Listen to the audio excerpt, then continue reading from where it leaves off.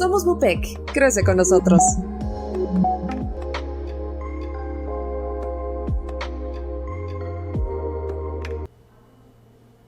Bienvenidos al simposio Temas selectos en autoinmunidad.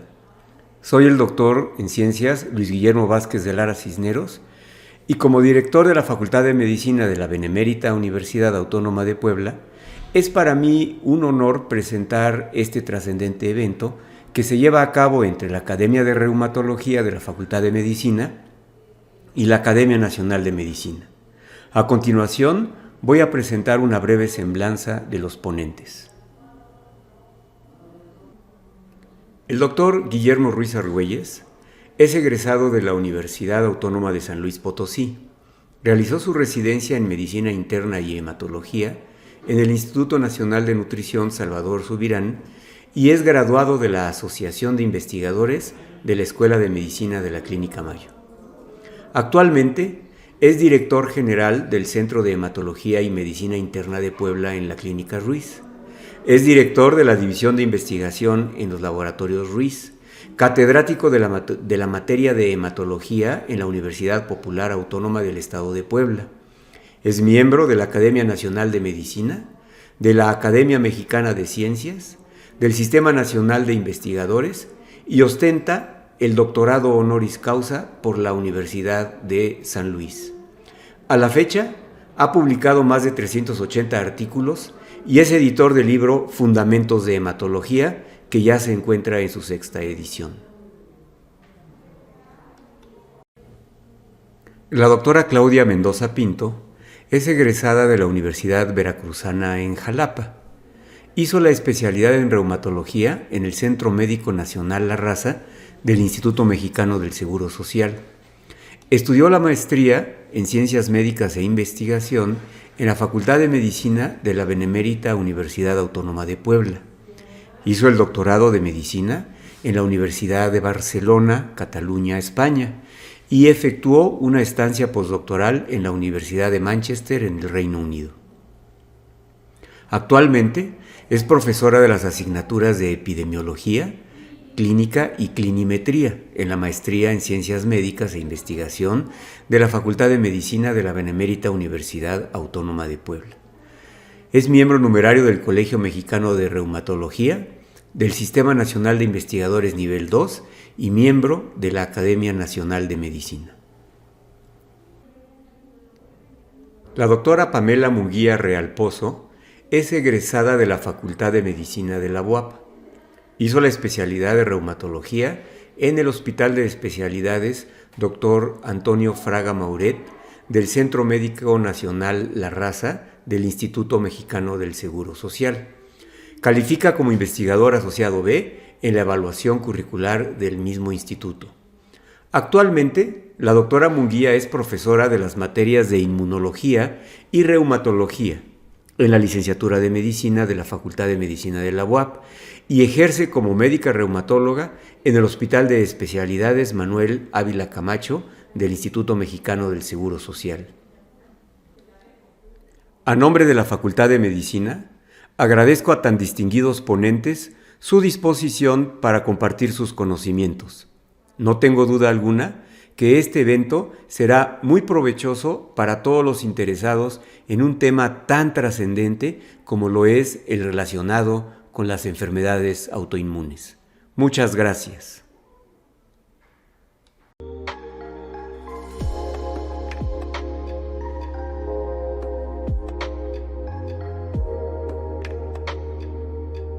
Somos Bupec, crece con nosotros.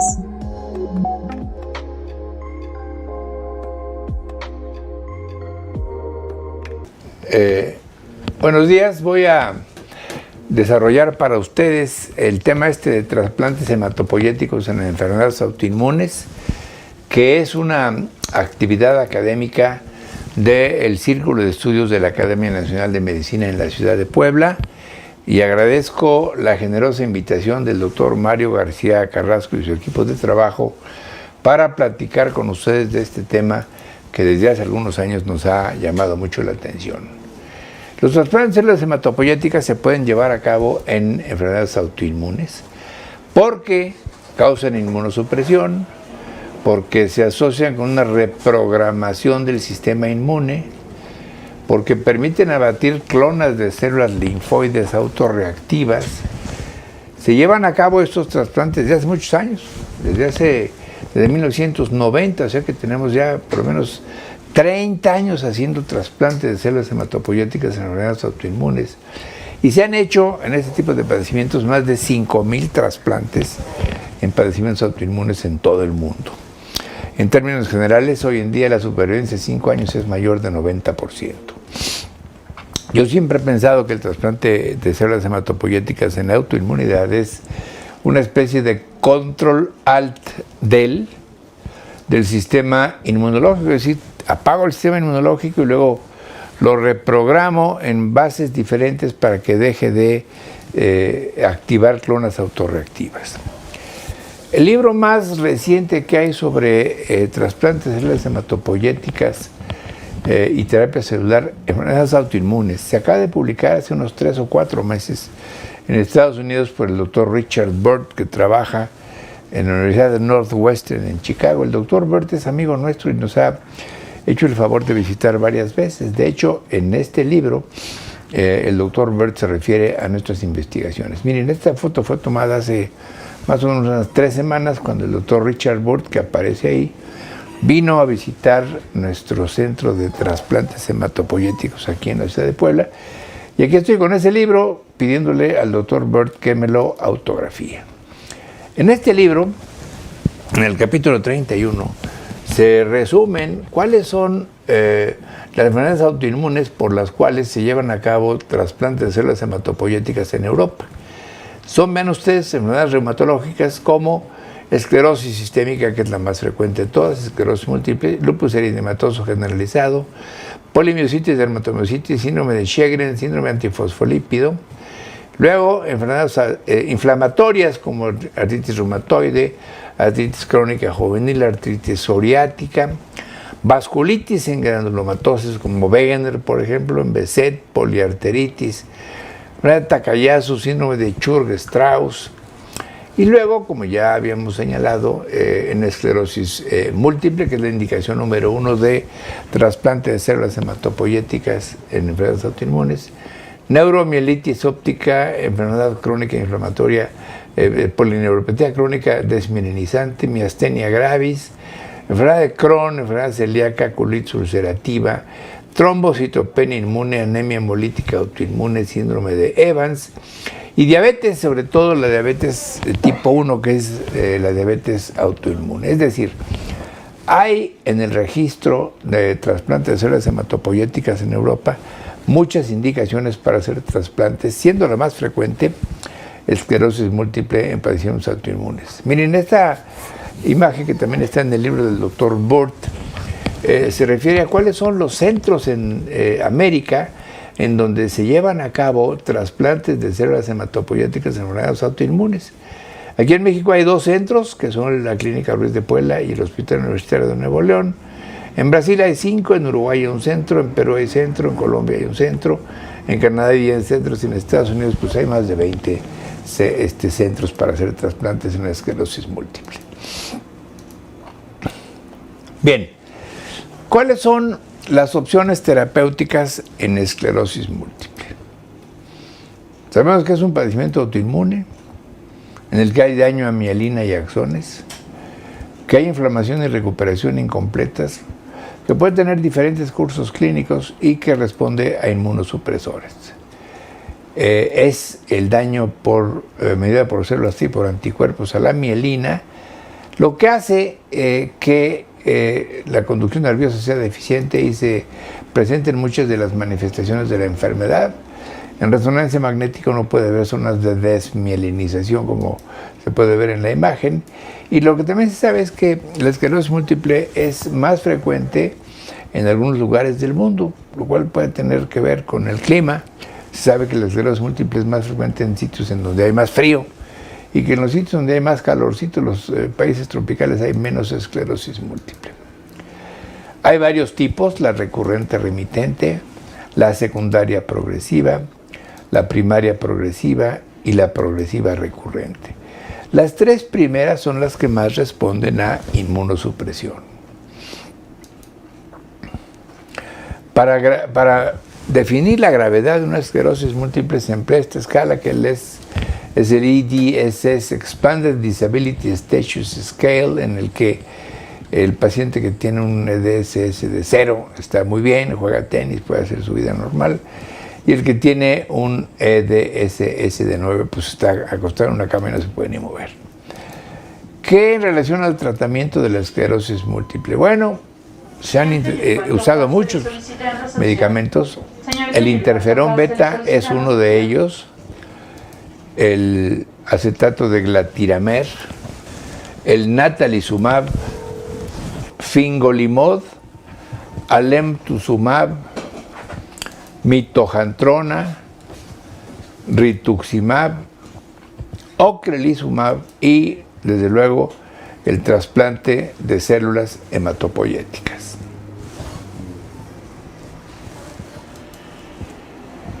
Aquí vean ustedes, el interferón beta, el acetato de glatiramer y la teriflunomida interfieren con la producción y proliferación de linfocitos. El natalizumab y el fingolimod interfieren con la migración de linfocitos. El interferón beta y el dimetilfumarato interfieren con la función de los linfocitos y otros medicamentos como el alemtuzumab, la cladribina y el ocrelizumab lo que causan es depresión de linfocitos. Son todos sitios diferentes en donde se puede ejercer el efecto de estos medicamentos en la esclerosis múltiple. ¿Por qué se hacen trasplantes de médula ósea en la esclerosis múltiple? Bueno, por el efecto inmunosupresor fundamentalmente, y hay quienes dicen que en esclerosis múltiple el trasplante de médula ósea es un procedimiento experimental, y hay otros que dicen que dejar de ofrecer el trasplante de células hematopoyéticas a pacientes es una falta de ética. Y entre estos dos extremos, pues uno tiene que situarse. El extremo que dice que es una cosa experimental y el extremo que dice que no trasplantar a pacientes con esclerosis múltiple es una falta de ética médica. Entonces, fíjense, esto causa inmunosupresión, causa una reprogramación del sistema inmune, es más frecuente en las formas más inflamatorias de la enfermedad, se practica desde hace muchos años y se han hecho en esclerosis múltiple más de 3,000 trasplantes en todo el mundo. Tan solo nosotros en Puebla hemos hecho 1,400 trasplantes en esclerosis múltiple. La supervivencia global es de 92% a 5 años, o sea, muy buena. Antes la mortalidad era mucho más alta. Y la supervivencia libre de progresión gruesamente es más de 50% a 5 años. Miren, yo hice en el Hospital de Nutrición mi entrenamiento en medicina interna y después en hematología entre 1977 y 1982. En 82 me fui a la Clínica Mayo, en donde estuve trabajando con varios colegas en el área de los mielomas múltiples, pero también conocí al doctor H. Clark Howland, que era para entonces el jefe del servicio de trasplante de médula ósea en la Clínica Mayo. Volví a Puebla con la idea de hacer trasplante de células hematopoyéticas aquí y tenía yo dos opciones. Una era reproducir los métodos que yo había visto en la Clínica Mayo y la otra era desarrollar métodos totalmente nuevos. Me decanté por la segunda opción y en 1993, 10 años después de que yo volví aquí a Puebla, hice el primer trasplante de células hematopoyéticas. Esta foto se refiere a la batalla del 5 de mayo. Pues el 5 de mayo, pero de 1993, hice el primer trasplante de células hematopoyéticas autólogas en Puebla, el primer trasplante halogénico en enero de 96, el primer trasplante de intensidad reducida en 99, y fíjense una cosa interesante. El 5 de mayo de 2019, es decir, 26 años después de haber hecho el primer trasplante, hice el trasplante número 1000 aquí en la Clínica Ruiz. Para mayo 5 de 2019 había hecho yo 1000 trasplantes, de los cuales 772 eran autólogos y 228 eran halogénicos. Con motivo de esto hice esta publicación que se refiere al trasplante número 1000 de células hematopoyéticas efectuado en la Clínica Ruiz. Para enero 3 de este año, de 2022, ese número 1000 ya va en 1540. Hemos hecho 1540 trasplantes para enero 3, de los cuales 1296 son autólogos y 244 son alogénicos. Aquí está la curva de distribución de frecuencia de los trasplantes hechos en Puebla entre 1993 y 2022, 1540 trasplantes en total, hechos en la Clínica Ruiz. La indicación más frecuente de los trasplantes alogénicos es leucemia aguda, en tanto que la indicación más frecuente de trasplantes autólogos es esclerosis múltiple. Hemos trasplantado 1,152 pacientes con esclerosis múltiple aquí en Puebla. ¿Cómo comparan estos datos con lo que pasa en el resto del país? Bueno, miren, para junio del año pasado, junio de 2021, habíamos hecho nosotros 1,500 trasplantes. Somos el centro de trasplantes de todo el país que más trasplantes ha hecho. Centro Médico La Raza ha hecho 1,200, Hospital Universitario de Nuevo León 1,100, el INCAN alrededor de 900, el IMSS en Monterrey alrededor de 600 y así, hasta llegar aquí al Centro Médico ABC. Fíjense ustedes cómo para junio de 2021 la Clínica Ruiz de Puebla era la que más trasplantes había hecho en todo el país. Otra cosa que nos ha parecido muy importante es publicar nuestra experiencia. Entre esta primera publicación que hicimos en 1993, en donde describimos el primer trasplante autólogo, y esta más reciente, hecha con motivo del trasplante número 1000 en esclerosis múltiple, hecha en el año de 2021, hemos hecho 166 publicaciones, lo cual pues, nos ha mantenido bastante ocupados. Recientemente nos invitaron a escribir esta colaboración para The Lancet Hematology, en donde analizo las lecciones que hemos aprendido iniciando un trasplante de células hematopoyéticas en circunstancias desfavorables. ¿Qué ha pasado en el caso específico de esclerosis múltiple? Bueno, aquí les presento algunos datos. Se hace para reprogramar el sistema inmune, como ya les dije. No es ninguna novedad, se hace trasplante en esclerosis múltiple desde 1996. Y como les dije, se han hecho más de 3,000 trasplantes en todo el mundo. Aquí, tan solo en Puebla, hemos hecho 1,100 trasplantes. Aquí está el decálogo del trasplante de médula ósea en esclerosis múltiple. Primero, el filgrastim que se utiliza para trasplantar puede empeorar la esclerosis múltiple. Segundo, la mortalidad hoy en día es menor del 5%. Cuando se comenzaron a trasplantar a pacientes con esclerosis múltiple, se morían el 25% de los trasplantados. Esto ha bajado en forma considerable. La quimioterapia a dosis muy altas puede empeorar el daño neurológico. Los trasplantes medulosas son más eficientes en formas inflamatorias de la enfermedad y las dosis de quimioterapia son críticas. Otros puntos más, los trasplantes de médula ósea en esclerosis múltiple gruesamente estabilizan la enfermedad en la mitad de los casos, es decir, en el 50% de los casos. Mejoran la enfermedad en el 25% de los casos, de tal manera que la respuesta global es del orden del 75-80%, es decir, solo el 20% de los pacientes con esclerosis múltiple no responden a el trasplante de células hematopoyéticas. Además, los pacientes que ya recibieron un trasplante responden mejor al empleo de los inmunosupresores después de haberse trasplantados. Los pacientes mantienen la tendencia a la autoinmunidad y algo que es muy importante es que los trasplantes de médula ósea son mucho más baratos que los medicamentos nuevos que se utilizan para tratar esta enfermedad, como son el ocrelizumab, natalizumab y otros. Ahora, ¿quiénes deben de trasplantar la médula ósea? ¿Los neurólogos o los hematólogos? Bueno, yo creo que los neurólogos no, porque no saben trasplantar, y los hematólogos que hacemos trasplantes, pues tenemos que aprender mucha neurología y tenemos que trabajar de manera conjunta para poder llevar a cabo esto. Nosotros hace algunos años hicimos un protocolo para llevar a cabo trasplantes, lo publicamos, lo registramos en el National Institutes of Health and Clinical Trials y lo comenzamos a hacer en la Clínica Ruiz y también en la Clínica Gómez Almaguer en la ciudad de Monterrey. Aquí está el doctor Gómez Almaguer y un servidor, que juntos tenemos este programa de trasplante de células hematopoyéticas, en el cual trasplantamos a cualquier tipo de esclerosis múltiple. Requerimos que el paciente tenga 3 meses sin inmunosupresores, que tenga un Karnofsky mayor de 70%, un EDSS menor de 7 y que el EDSS, como les decía yo, sea suficientemente bueno para que el paciente pueda venir desde su país de origen hasta la clínica.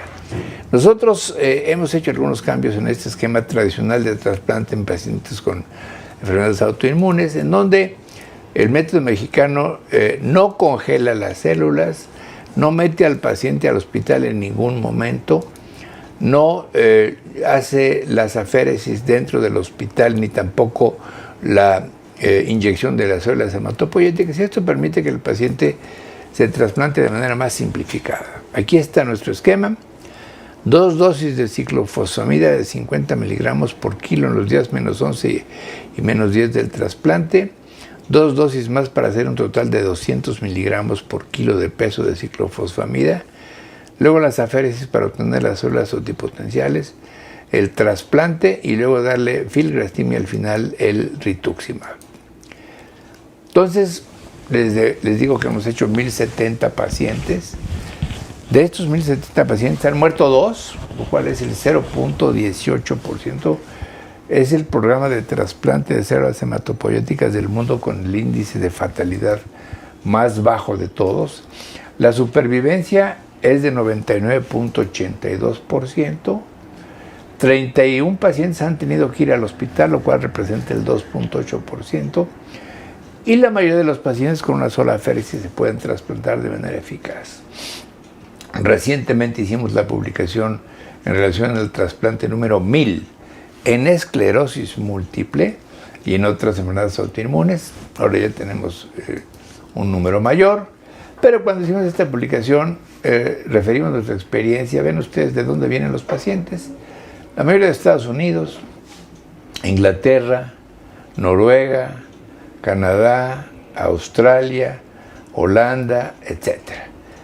La mayoría son mujeres, como pasa en todos los lugares del mundo, y ven ustedes los resultados a largo plazo de lo que pasa con nuestros pacientes trasplantados. El EDSS disminuye más en la variante recurrente remitente de la enfermedad. Con una sola aféresis podemos trasplantar a la mayoría de los pacientes. Las más de las veces es suficiente una sola, y les ponemos por lo menos 1 millón de células C34 por kilo como mínimo número de células para llevar a cabo los trasplantes. Esta es la unidad de aféresis en donde hacemos la obtención de las células hematopoyéticas de los pacientes, y en términos generales el paciente se tarda en recuperar granulocitos 7 días, se tarda en recuperar plaquetas alrededor de 5 días.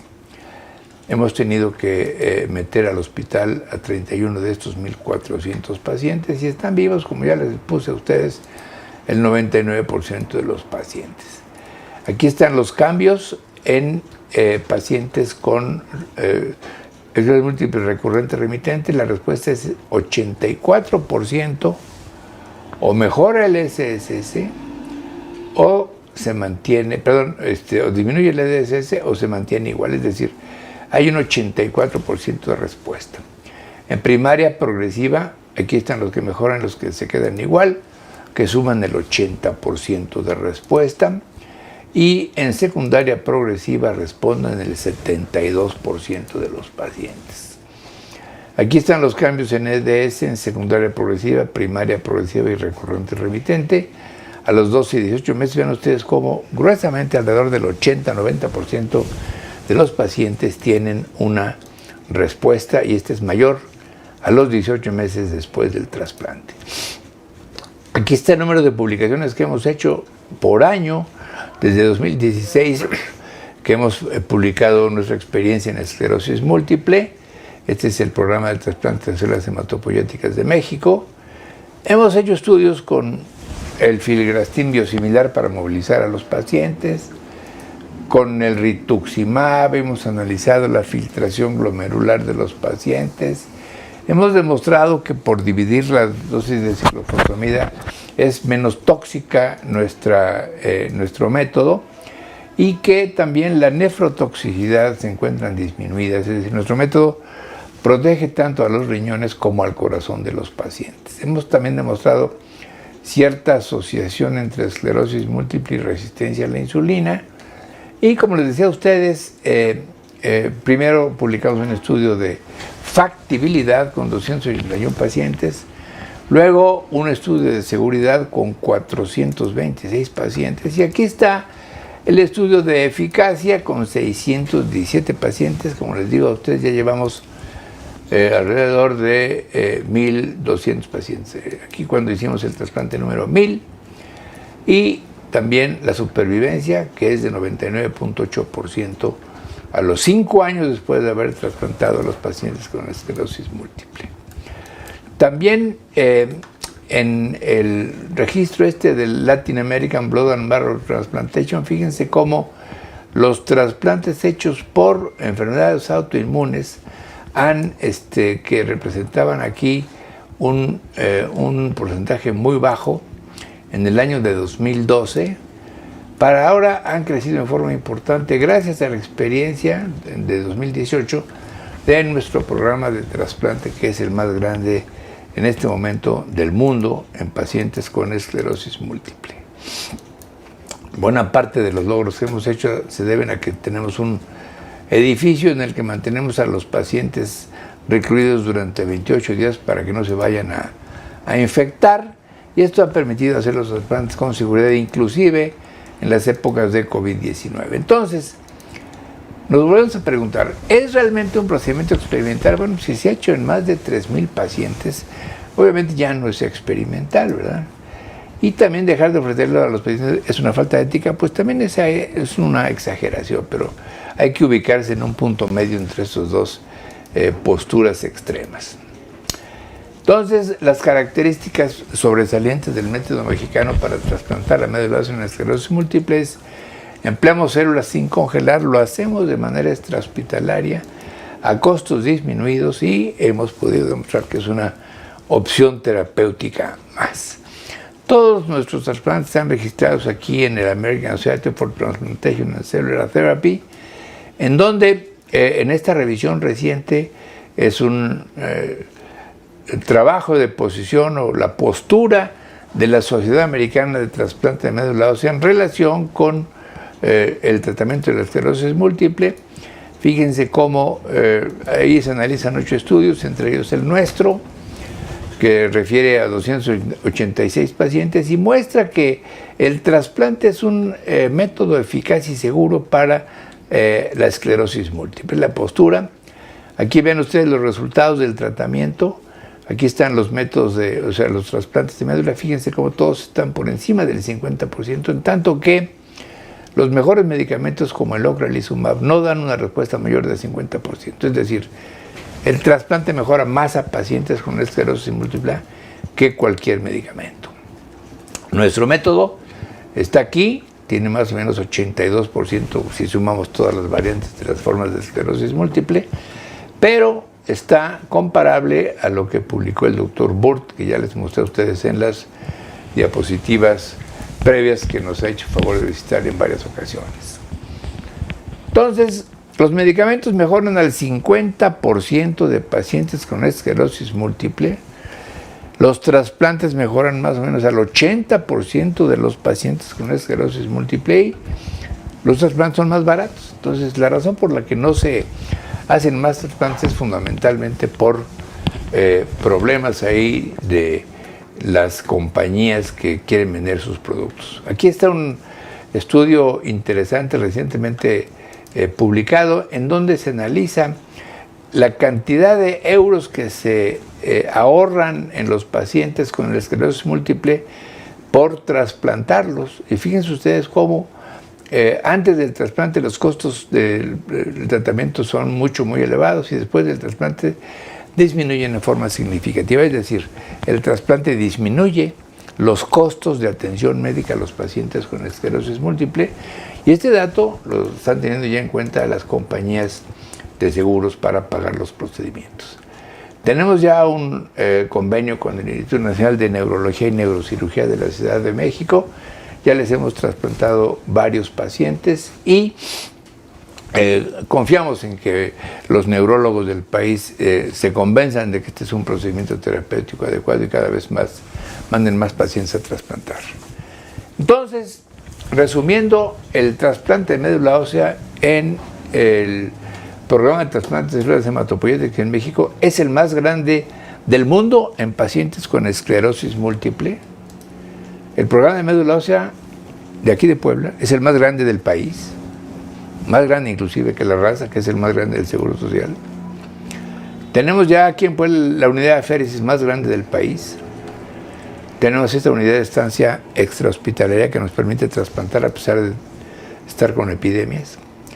Estamos ya certificados por ISO 9000, estamos en el proceso de certificación por el FACT y hemos hecho publicaciones nacionales e internacionales que nos han mantenido muy inquietos, y hemos tenido también reconocimientos nacionales e internacionales como este que nos dieron al doctor David Gómez Almaguer y a un servidor, este centro que es el CIBMTR, que es el Center for International Blood and Marrow Transplantation Research, que nos dio este premio de servicio distinguido por los cambios que hemos hecho a los métodos para trasplantar la médula ósea y hacerlos accesibles a un mayor número de pacientes en todo el mundo. Borges alguna vez dijo que quizá haya enemigos de mis opiniones, pero yo mismo, si espero un rato, puedo ser también enemigo de mis opiniones. Esto es lo que ahorita se sabe de esclerosis múltiple, pero seguramente en unos cuantos años va a ser algo diferente, y es obligación de todos los médicos estar al tanto de estos avances, de estos progresos y de estos cambios para poder ofrecer lo mejor a los pacientes que nos favorecen con su confianza. Esta foto es una foto de mi familia a la que le dedico esta charla. Mi hijo Guillermo, que también es médico y hematólogo, Manuel, Rodrigo y mi esposa y mis 7 nietos. La utilizo para agradecerle a la Academia Nacional de Medicina en Puebla y en especial al doctor García Carrasco su gentil invitación para platicar con ustedes. Muchas gracias.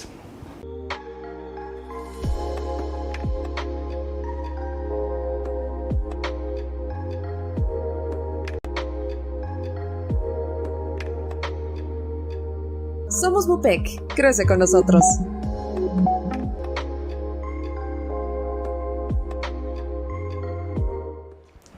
Buenos días a todos, yo soy la doctora Claudia Mendoza Pintos, soy investigador titular adscrita al Centro de Investigación Biomédica de Oriente del Instituto Mexicano del Seguro Social en la ciudad de Puebla y profesor en materia de clinimetría en la maestría de Ciencias Médicas e Investigación por parte de la Facultad de Medicina de la UAM. Es un placer y es un honor el día de hoy presentarles participar en esta conferencia, participar en este simposio con el tema asignado de epidemiología global del lupus eritematoso sistémico. Como ustedes saben, esta enfermedad es de mayor relevancia debido a su alta morbimortalidad, y conocer los aspectos epidemiológicos con un resumen y una actualización de esto permitirá identificar los aspectos de oportunidad de mejoras en la atención de la población con esta enfermedad y disminuir su incidencia, prevalencia y mortalidad. La agenda que el día de hoy les estaré yo compartiendo y estaremos charlando. En primer lugar, pues daré un contexto breve, muy general, sobre la enfermedad de lupus eritematoso sistémico.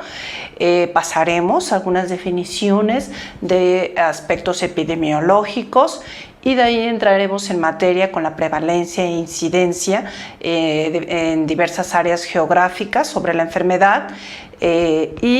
Posteriormente ligaremos a esto a los aspectos relacionados a la mortalidad, también por áreas geográficas, y haremos énfasis en nuestra área geográfica, en nuestro país y en Latinoamérica. Conoceremos las tendencias de mortalidad registradas en los últimos años, ¿sí?, que nos permitirán entender un poco cómo va a nivel mundial estas tendencias y entender la complejidad de esta enfermedad desde el punto de vista epidemiológico. Finalmente, en forma también breve, daremos algunas recomendaciones que se han dado para mejorar los resultados de estas tendencias, ¿sí?, y que pueden influir sobre todo en disminuir la mortalidad en pacientes con lupus eritematoso sistémico. En forma general, podemos definir que el lupus eritematoso sistémico es una enfermedad crónica, autoinmune, multisistémica, caracterizada por la producción de autoanticuerpos patogénicos y con depósitos de complejos inmunes. ¿Sí? Es una enfermedad compleja desde el punto de vista clínico, y otras características desde el punto de vista patogénicos tenemos que esta enfermedad se caracteriza por una producción exagerada de autoanticuerpos que van dirigidos a antígenos particularmente localizados en los núcleos de diversas células. También hay una producción de citocinas proinflamatorias, activación de células con participación del linfocito B principalmente en forma exagerada con la producción de autoanticuerpos, pero también participa el linfocito T, activación de la célula dendrítica, ¿sí? Lo cual lleva a una forma desorganizada e incontrolable a un daño orgánico, ¿sí? Por esta activación estimulada, que probablemente depende de factores tanto genéticos y ambientales en combinación, y llevan a perpetuación del daño orgánico en estos pacientes. Cabe mencionar, para aquellos que no están tan familiarizados con la enfermedad, que esta enfermedad es una enfermedad que cursa con periodos de activación, de exacerbación, también con periodos de remisión, pero que es una enfermedad crónica que aún no hay un tratamiento que cure y que lo prevenga del todo. Hay medidas generales, medidas multidisciplinarias, tratamientos que ayudan al control de la enfermedad, de estas posibles o de estas manifestaciones multisistémicas que van desde un rango de enfermedad leve localizado únicamente a nivel cutáneo, ¿sí? Como es el lupus discoide, a una enfermedad multisistémica y puede ser catastrófica con alto índice de mortalidad, como es la afección, por ejemplo, a nivel pulmonar con una hemorragia pulmonar, ¿sí? O un daño renal irreversible, una insuficiencia cardíaca, etcétera. Entonces vean el rango de posibilidades clínicas que tienen estos pacientes, por lo tanto su detección temprana y oportuna ayudarán a prevenir estas complicaciones. Para entrar en materia desde el punto de vista epidemiológico, aquí les propongo estas definiciones, no son las únicas, pero son definiciones útiles y prácticas para entender un poquito estos conceptos. En primer lugar, tenemos el término de prevalencia, que a veces se usa en forma de sinónimo como incidencia, pero aquí las diferenciamos bien.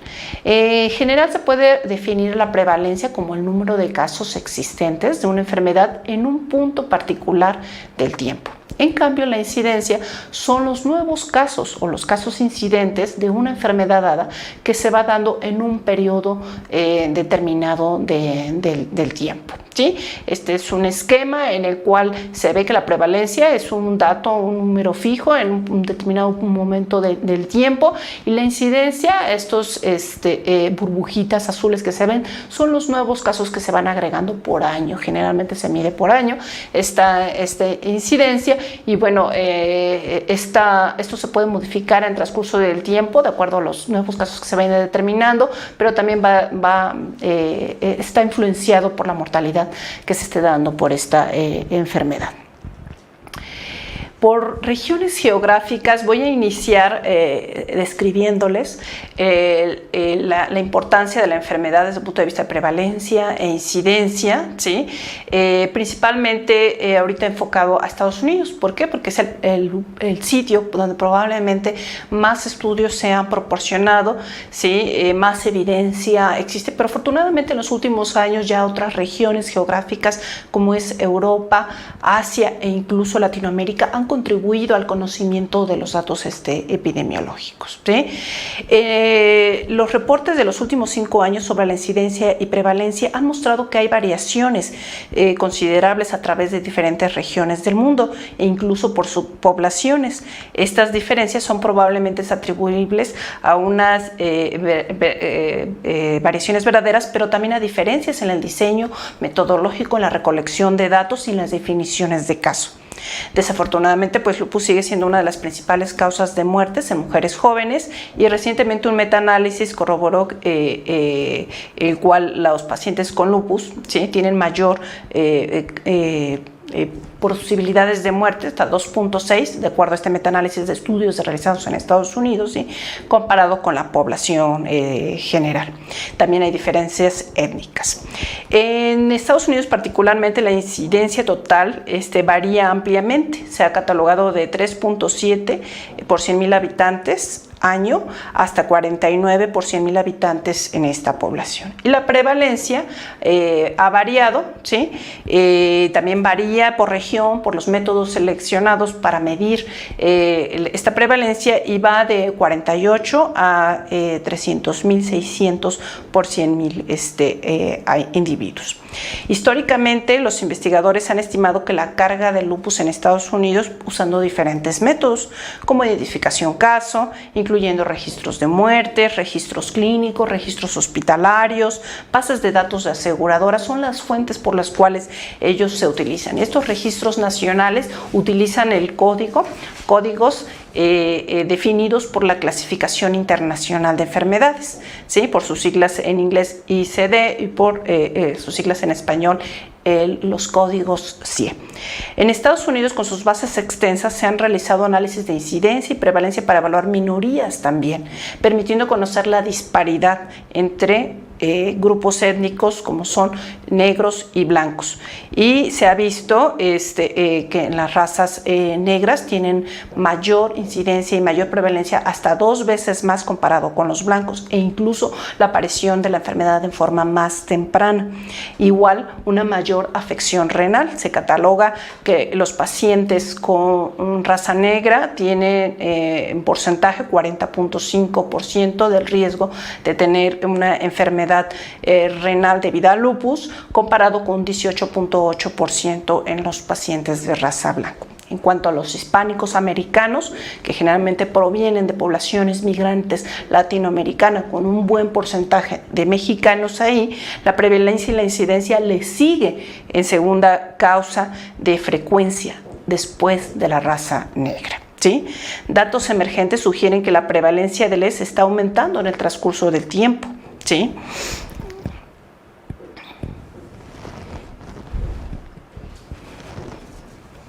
Y esto se ha medido principalmente en Estados Unidos y en Canadá, encontrando que la incidencia se ha calculado de 301 por 100,000 habitantes en 2009, y que en un nuevo análisis del 2016 se encontró de 366 por 100,000 habitantes. Las causas de ese incremento pueden ser diversas, ¿sí?, debido a la definición de causa, ¿sí?, de caso, perdón, una mayor sensibilidad y especificidad de las pruebas que ayudan al diagnóstico de lupus, de los criterios, una actualización de los criterios de lupus, avances tecnológicos para la detección tanto anticuerpos y posiblemente una influencia del tratamiento, han permitido detectar mayores casos en esos pacientes con lupus. En Europa, ¿sí? Los casos, los reportes no son globales de la región, sino que son datos exclusivos por países en forma individual. Yo les pongo aquí un ejemplo del Reino Unido, pero países como Francia, las regiones escandinavias, Italia, incluso España, han contribuido al conocimiento de los datos epidemiológicos, ¿sí? Muchos países europeos, estos mencionados, cuentan con registros nacionales ligados al sistema de cobertura nacional de los sistemas de salud, los cuales cubren la mayoría de la población. Saber que en la mayoría de los países europeos cuentan con servicios de atención en salud globales, gratuitos, que van dirigidos hacia toda la población, a diferencia de Estados Unidos, que los datos provienen en su mayoría de registros nacionales derivados de aseguradoras médicas, ¿sí? En Europa, sí, ha habido análisis derivados también de estudios de cohorte, los cuales son menos y son grupos de poblaciones más pequeñas que los registros nacionales.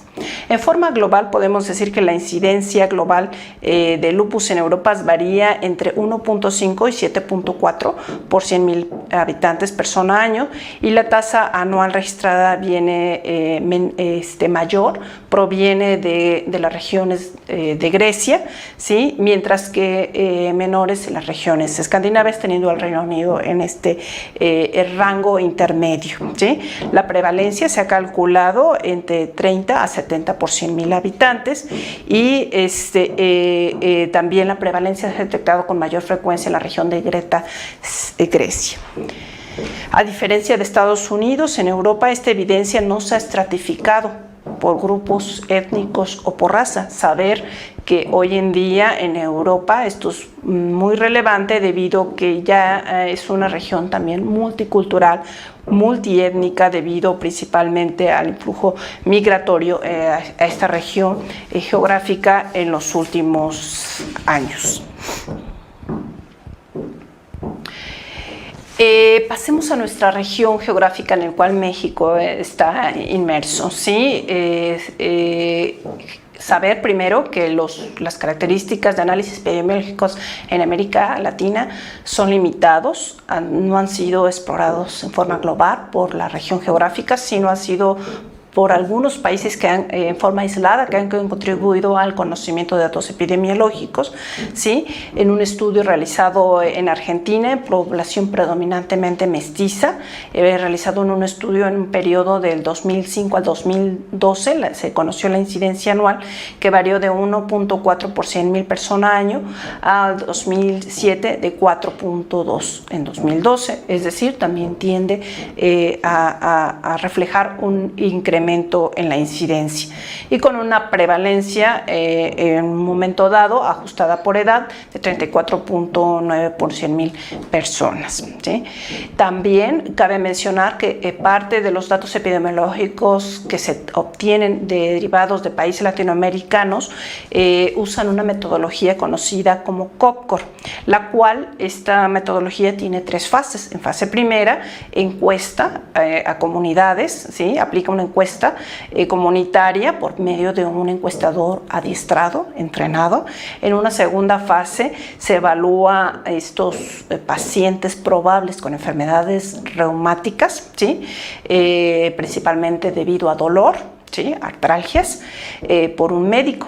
Y finalmente, en la tercera fase, se confirma el diagnóstico por un reumatólogo certificado. Esta metodología COPCOR ha permitido conocer en forma general la prevalencia de varias enfermedades reumáticas autoinmunes o enfermedades del tejido conectivo. En México ya se ha aplicado esta metodología, particularmente en estados del sur del país, ¿sí? Y se encontró en lupus, ¿sí? Una prevalencia del 0.07, ¿sí? Y en otro estudio, ¿sí? Publicado más recientemente, donde se analizó una comunidad indígena mixteca chontal de Oaxaca, la prevalencia se calculó en 0.09%. Por razones de tiempo en esta presentación omito mencionar los datos específicos de la región asiática, africana y Australia, pero haciendo un paréntesis que la región asiática también la incidencia y prevalencia ha aumentado, al igual que la africana. La mortalidad, los datos derivados de África son demasiado limitados. Con respecto, ¿sí? Aquí están las fases mencionadas y aquí les ilustro en esta diapositiva los mapas donde el estudio basado en la encuesta COPCOR, ¿sí? Se encontró una prevalencia de 0.07 en México y en Oaxaca de 0.09. Pasemos a otro parámetro epidemiológico de mayor relevancia, ¿sí? Que es la mortalidad. La mortalidad también podemos encontrar diversas definiciones. Aquí yo lo concreto en una sencilla que nos permite entender los siguientes datos epidemiológicos. Se puede definir a la mortalidad cruda, ¿sí? La cual se expresa entre el volumen de muertes ocurridas en un periodo dado, ¿sí? Por el tamaño y dividido por el tamaño de la población en la que éstas representan. ¿Sí? Hay diversos métodos para evaluar la mortalidad, ¿sí? Básicamente la mayor parte de ellas derivan también de registros nacionales en diversos países, ¿sí? E incluso con datos de la Organización Mundial de la Salud que derivan también de cada uno de los países, de los registros nacionales de cada país, en los cuales se basan básicamente en los certificados de defunción que se emiten en los hospitales, tanto públicos como privados, ¿sí? En Estados Unidos ya se ha medido que el lupus es una de las principales causas de muertes en mujeres jóvenes. En un metaanálisis de más de 26,000 mujeres en este país se encontró que la mortalidad es 2.6 veces mayor que la población general. ¿Sí? Nuevamente, tomando datos del país que más ha contribuido en el conocimiento epidemiológico de diversas enfermedades, incluyendo el lupus, ¿sí? En uno de los estudios más recientes y más grandes realizados en esta área geográfica, evaluando la tendencia de mortalidad en el periodo de 1968 al 2013, usando estadísticas del registro de la CDC, se encontraron 50,000 muertes en este periodo que mencioné debido al lupus, ¿sí? Y los investigadores encontraron que la tasa de mortalidad estandarizada por edad, lo que se llama ASMR, ¿sí? En pacientes con lupus, declinó entre 1968 y 1975, seguida por un incremento entre 1975 y 1999. Y nuevamente una disminución, ¿sí? Entre 1999 y 2013, que fue el año final de la evaluación. ¿Sí?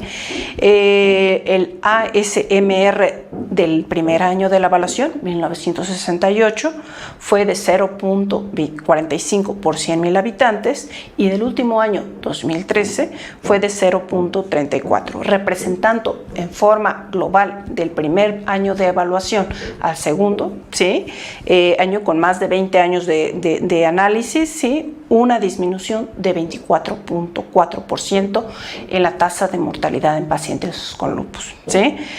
Entonces, en forma global en este país se puede decir que parece ser que la tendencia, ¿sí? Tiende a la disminución en cuanto a la mortalidad en pacientes con lupus. Pero a pesar de esta disminución, el lupus es una de las principales causas de muertes en este país en mujeres jóvenes, como los datos que les presenté hace un momento. También hay disparidades por género, por etnias o por razas. ¿Sí? La raza con mayor mortalidad es la raza negra y en edades más jóvenes, ¿sí? Después de la raza negra le sigue el grupo étnico hispánico, ¿sí? Con también de las principales causas de mayor mortalidad en pacientes hospitalizados con lupus. Entre los pacientes fallecidos, las mujeres con lupus murieron en promedio 22 años más jóvenes que las mujeres que no tienen lupus. Esto es en mujeres, en hombres la brecha es de 12 años. ¿Sí? Estos son datos bastante impactantes en cuanto a la importancia y la alta mortalidad que tiene esta enfermedad. Estos son los datos que les presenté y haciendo un resumen de los datos más relevantes de Europa en cuanto a mortalidad. Las tasas de mortalidad son consistentes en la mayoría de los países que han demostrado estos datos y publicado en forma aislada, y en ellos han encontrado que sus principales causas de muertes, como lo vemos en la última columna de esta tabla, pues son las infecciones, la enfermedad cardiovascular, y en algunas regiones ha contribuido también cáncer como una de las causas de mayor mortalidad en estos pacientes, en esta región geográfica. Datos de mortalidad en Latinoamérica básicamente han derivado desde en los últimos años únicamente de países sudamericanos, ¿sí? Como es Brasil y Argentina. En un estudio brasileño se encontró una tasa de mortalidad de 4.8 por 100.000 habitantes debido al lupus, y la edad media de muerte en estos pacientes se encontró ser de alrededor de los 4.7 años, ¿sí? Las tendencias globales, esos varios de los datos ya enfocados a nivel global. La prevalencia de lupus en forma global varía de 48 a 366 por 100.000 habitantes, como ya lo habíamos mencionado. Y también la incidencia varía a través de varias regiones del mundo. Estudios internacionales han ofrecido una visión en la tendencia global. Datos derivados de la base de datos de mortalidad de la Organización Mundial de la Salud han sido usados para evaluar el ASMR, que es la tasa de mortalidad ajustada por edad para lupus, y en forma global esta tasa descendió entre el 2001 al 2003 de 6.3%. y posteriormente hubo un incremento no significativo de 0.6. Sin embargo, fíjense, siendo Latinoamérica, ¿sí? De las regiones donde mayor datos de incidencia y prevalencia, de mortalidad se han encontrado derivados de estos datos de la Organización Mundial de la Salud. En este estudio también evaluaron otras enfermedades autoinmunes como esclerosis sistémica, síndrome de Sjögren, artritis reumatoide, siendo lupus la que mayor contribuye a la mortalidad en este grupo de enfermedades. También se pudo ver que las principales causas de mortalidad en este análisis son derivadas a infecciones y a enfermedad cardiovascular. La incidencia, aquí tenemos los datos, ¿sí? En el cuadrito inferior de la izquierda nos da el rango, ¿sí? En el cual se localiza. Y tristemente hasta ahorita, hasta el momento de la publicación de este estudio, en el 2019, en la región de México, que está en este tono de azul, y la mayor parte de los países de Sudamérica no había datos, ¿sí? La mayor datos provienen de la región de Sudamérica, obviamente Estados Unidos, Europa y también Australia contribuye al conocimiento de los datos de incidencia, ¿sí? Los estudios de tendencia global para mortalidad permiten comparar regiones distintas, donde la metodología para detección en forma individual puede ser difícil. Ofrecen una visión general de la tendencia global, y estas bases de datos derivan, como mencioné, de la Organización Mundial de la Salud para calcular esta tendencia por medio de la mortalidad ajustada por edad. Este es el estudio, aquí está la referencia, este es el nombre del título del artículo que abarca en forma global, por alguien que le interese analizarlo, se encuentra publicado en la revista Autoimmune Review. Y miren, esta publicación muestra este interesante gráfico en el cual lo desglosa básicamente por continentes, ¿sí? En el cual se ve la tasa de mortalidad ajustada por edad en el transcurso del tiempo, del 2000 al 2014, ¿sí? Llamando la atención que la tasa, esta tendencia es más alta de mortalidad en la región de Latinoamérica, ¿sí? Y siendo en Europa la menor tasa de mortalidad. aquí es demostrado en forma similar, pero con datos numéricos, y en color verde más intenso son las regiones de Latinoamérica, sí, algunas regiones de Asia también lo demuestras, y en un color verde más pálido, en la cual derivan de regiones europeas, tienen las tasas de mortalidad más disminuidas. Eso es por datos de la Organización Mundial de la Salud. Derivado de todo este conocimiento y viendo la escasez de datos que tenemos en nuestro país,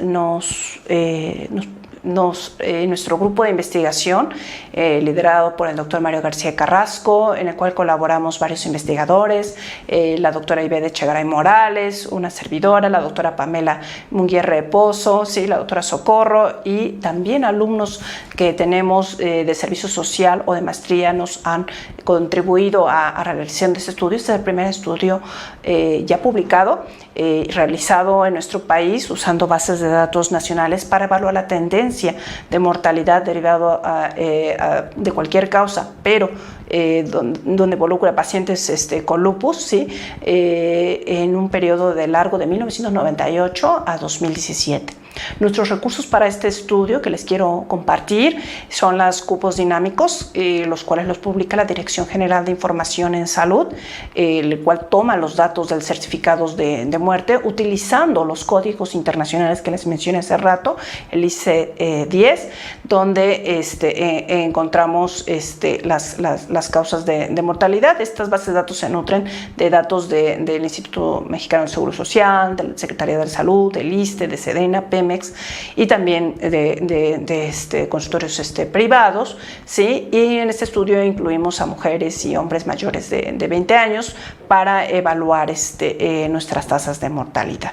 Usamos las tasas que ya mencionamos y usamos un software que se llama JoinPoint, que nos hace un análisis de regresión para ver las tendencias de mortalidad.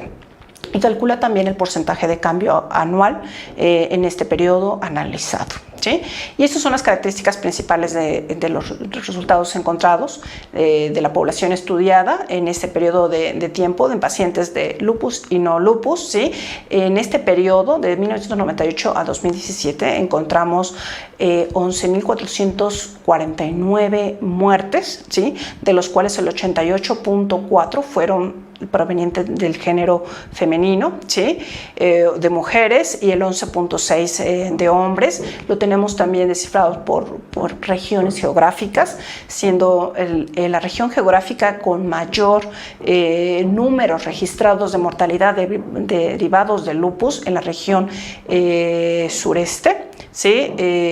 Con 41.8 muertes, donde está nuestro estado Puebla.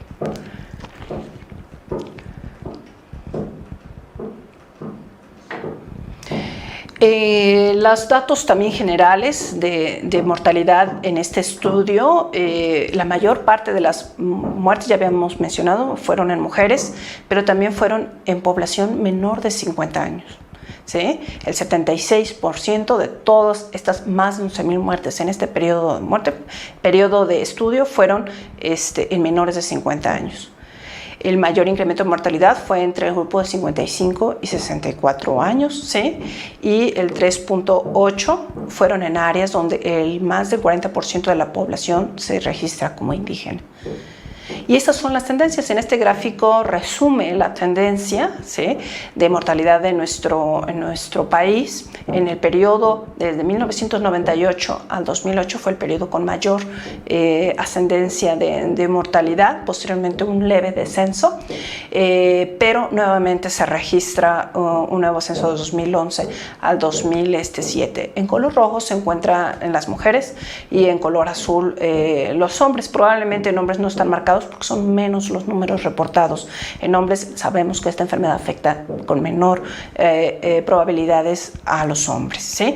En el lado derecho tenemos la gráfica de la tendencia de mortalidad en la población no lupus y vemos que más o menos se ha mantenido estable en el transcurso del tiempo. Mientras en la población general las tasas de mortalidad probablemente un poquito tienden al descenso, en la población no lupus, en contraste tenemos que la población con lupus la tendencia es hacia la alza en la tasa de mortalidad.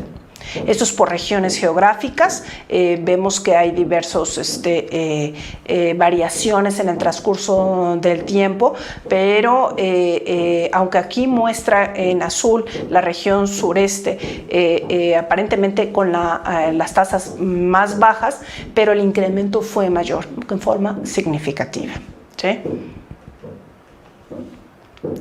Y esta es en la población no lupus, se mantiene más o menos estable en todas las regiones. Aquí no me detengo, son en porcentaje de cambio en el periodo, y vemos que hubo de 1998 a 2017 en forma global un incremento en la mortalidad en 135.2%. ¿Sí? Perdón, 98.8%.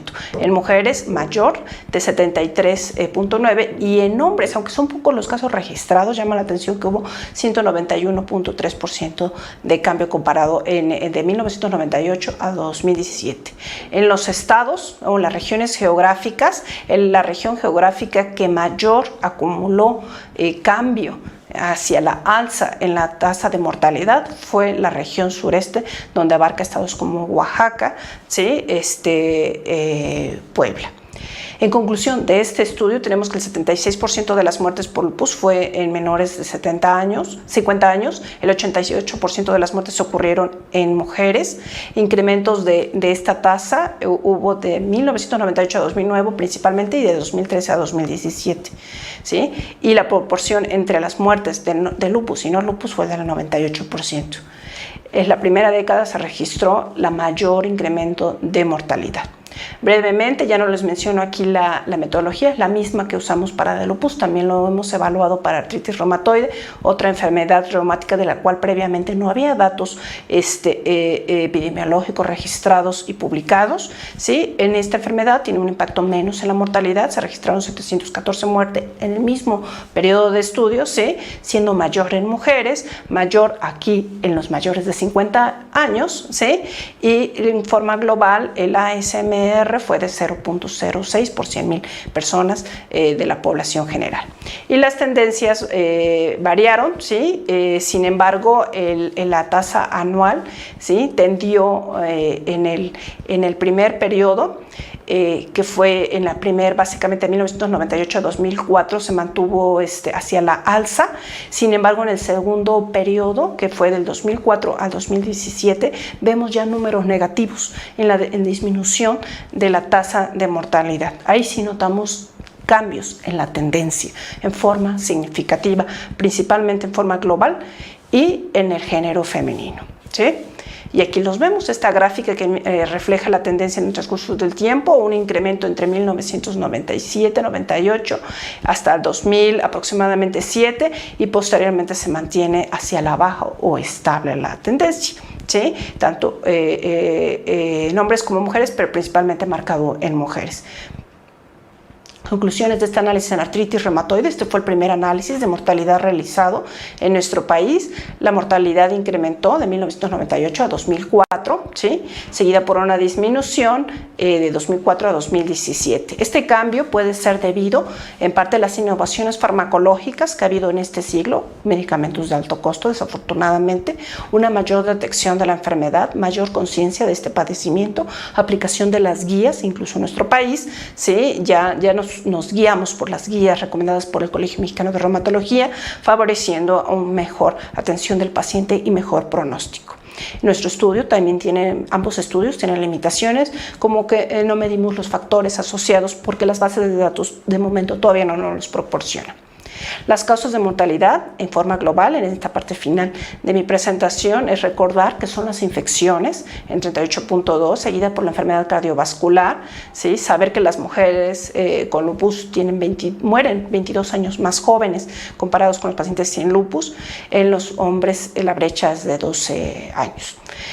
Finalmente, dado estos datos impactantes epidemiológicos de la afección, de aumento en la incidencia global de lupus y tendencias en algunas regiones hacia la alza sobre la mortalidad, algunas recomendaciones de aspectos que pueden ser modificables y mejorables en los pacientes que se pueden aplicar en la consulta y vigilancia de estos pacientes. Bueno, ya vimos que las infecciones son la principal causa de muertes, por lo tanto, no hay que olvidar que estos pacientes hay que vacunarlos, ¿sí? Es una medida preventiva que a veces en el tratamiento de la enfermedad se nos olvida. ¿Sí? Se nos olvida o tenemos miedo de indicar vacunas por los efectos colaterales, pero es mayor el beneficio y la tasa de efectos colaterales en estos pacientes es muy baja. Entonces, vacunas que son relevantes, pues no olvidar la vacuna de la influenza, del herpes zóster, del meningococo, de la enfermedad neumocócica, prevención también para virus de hepatitis, ¿sí? Algunos otros aspectos que también pueden ayudar a favorecer a menos complicaciones y mortalidad en estos pacientes, pues vigilar los efectos colaterales de los medicamentos que usamos para este tratamiento de estos pacientes.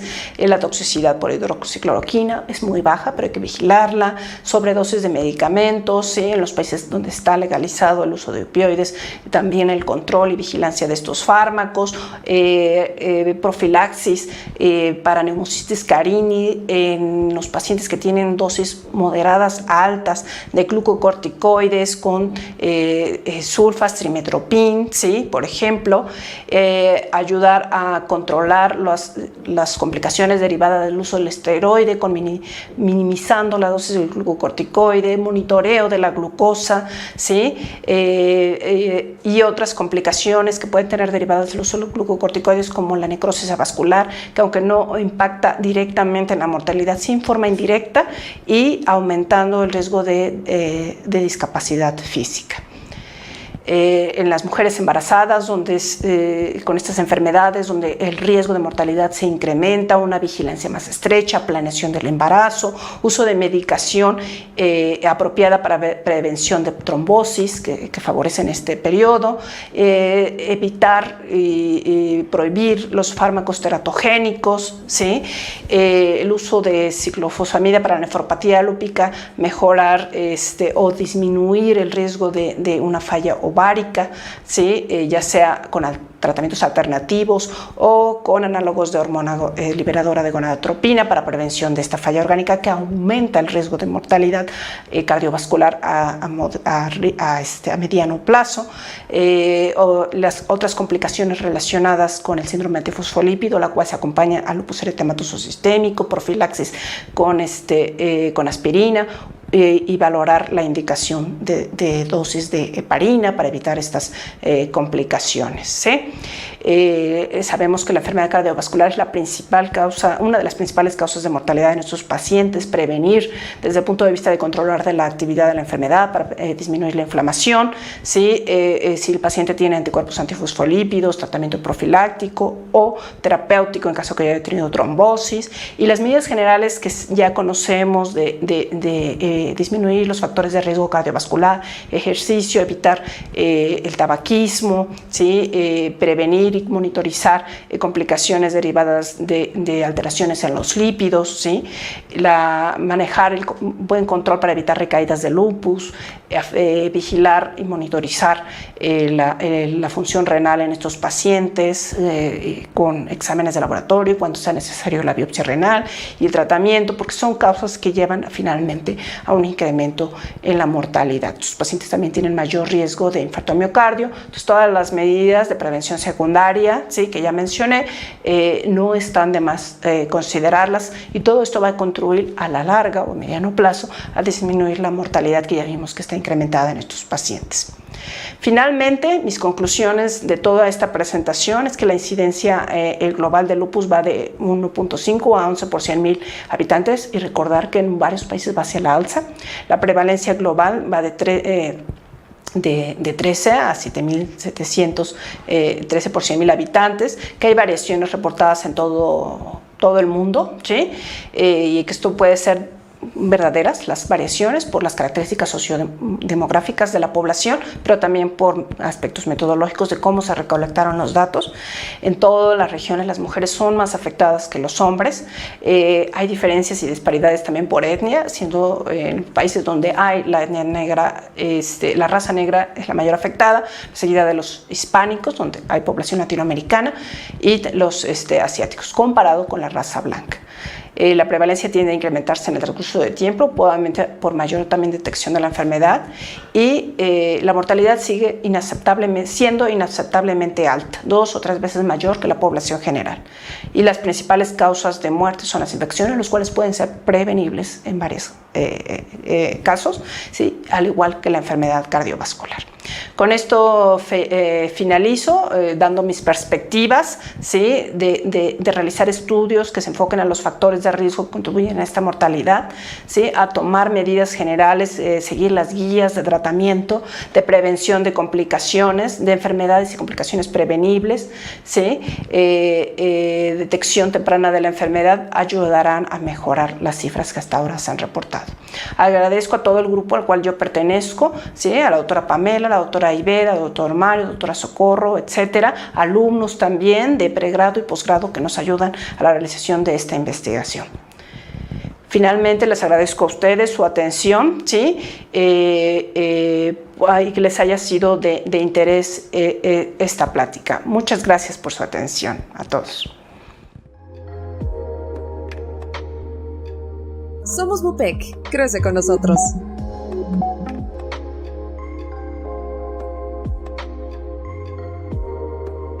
Hola, muy buenos días. Soy la doctora Pamela Munguía Real Pozo. Soy reumatóloga adscrita a la Benemérita Universidad Autónoma de Puebla y formo parte de la Unidad de Investigación de Enfermedades Autoinmunes Sistémicas en Puebla.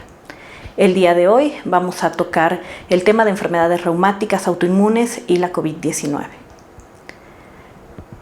En esta diapositiva les presento mi agenda, donde podemos observar las generalidades de las enfermedades reumatológicas autoinmunes, generalidades de la COVID-19, el SARS-CoV-2 y enfermedades reumáticas autoinmunes, así como las guías para el manejo de las enfermedades reumáticas en el contexto de la COVID y las guías de vacunación, enfocándonos en efectividad de vacunas y riesgo de recaídas posterior a la misma. Bien, como todos sabemos, las enfermedades reumatológicas son un grupo muy heterogéneo de enfermedades, las cuales van a producir múltiples manifestaciones clínicas. Estas enfermedades autoinmunes comparten en muchas partes algún tipo de fisiopatología. Para no detenernos en la fisiopatología de cada una de ellas, vamos a hablar sobre la fisiopatología de las generalidades. Entonces podemos observar, como vemos en la imagen, que los factores genéticos son los factores más importantes en el desarrollo de la enfermedad, así como factores ambientales, factores hormonales y alteraciones en la regulación de la inmunidad. Otros factores que pueden favorecernos a esta enfermedad es esta predisposición genética que nos va a proporcionar cambios en la inmunidad tanto innata como adaptativa con activación de células como por ejemplo células T, células B, células presentadoras de antígenos con producción de citocinas proinflamatorias, con producción de autoanticuerpos y algunas reactantes de oxígeno. También sabemos que este tipo de activación celular nos va a producir un daño orgánico a múltiples niveles, tanto a nivel orgánico propio como sistémico.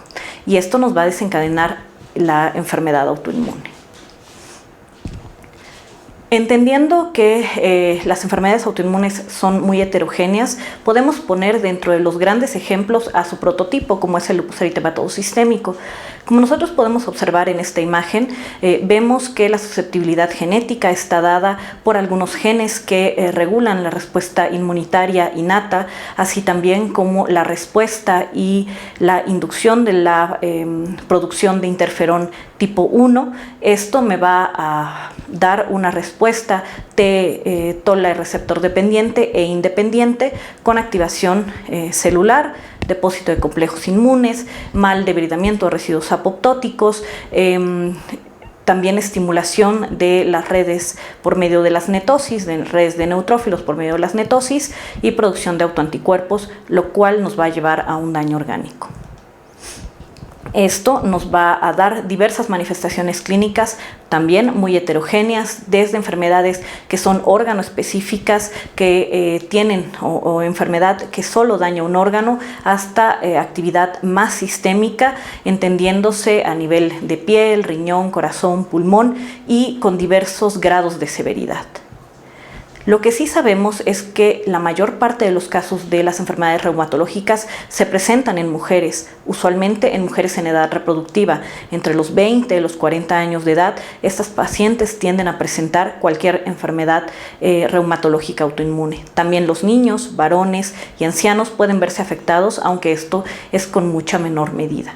Y como podemos ver en la imagen que se presenta, la mayor cantidad de afectados, en este caso es una gráfica de incidencia en lupus, podemos observar que la mayor cantidad de casos incidentes se presenta entre los 20 a los 40 años de edad. En cuanto a mortalidad, sabemos que el lupus eritematoso sistémico, por poner una enfermedad prototipo, es una causa importante de mortalidad en mujeres jóvenes. Un metaanálisis realizado en 2016 evalúa a más de 26,000 mujeres en Estados Unidos, y en las cuales se reporta que estas mujeres tienen hasta 2.6 veces más probabilidad de muerte que la población general, comparada con sexo y edad.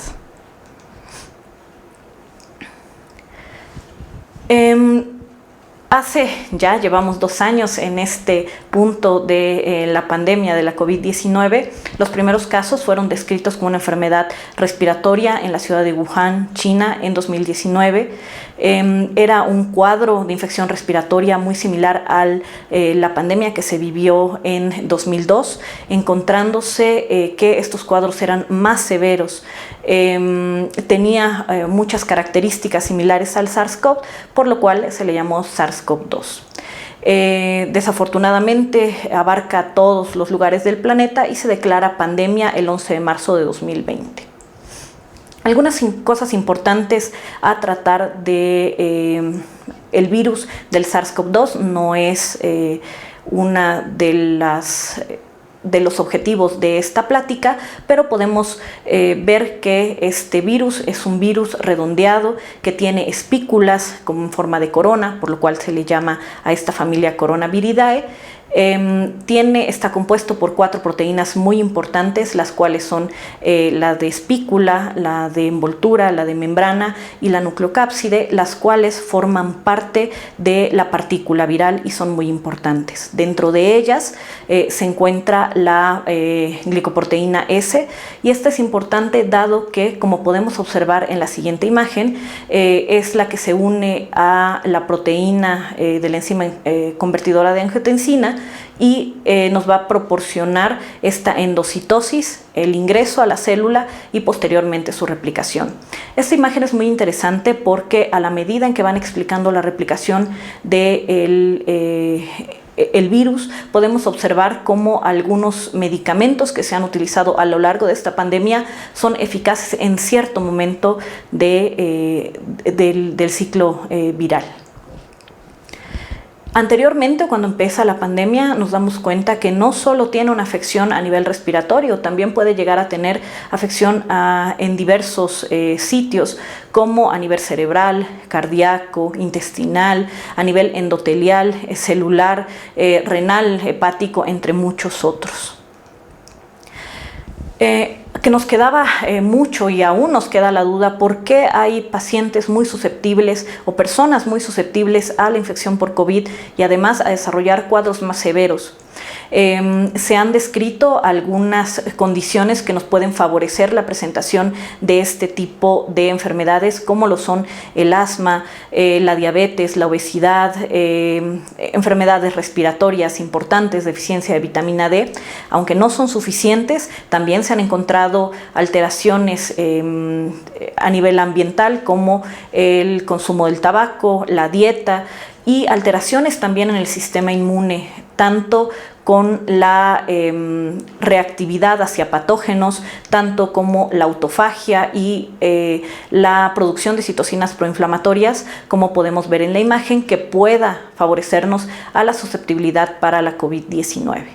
También la unión a virus y a los receptores de entrada podría darnos mayor susceptibilidad. Entonces, si ustedes se dan cuenta, hay muchos momentos en los cuales la fisiopatología de la COVID-19 y de las enfermedades reumatológicas tienden a ser en algún punto similares.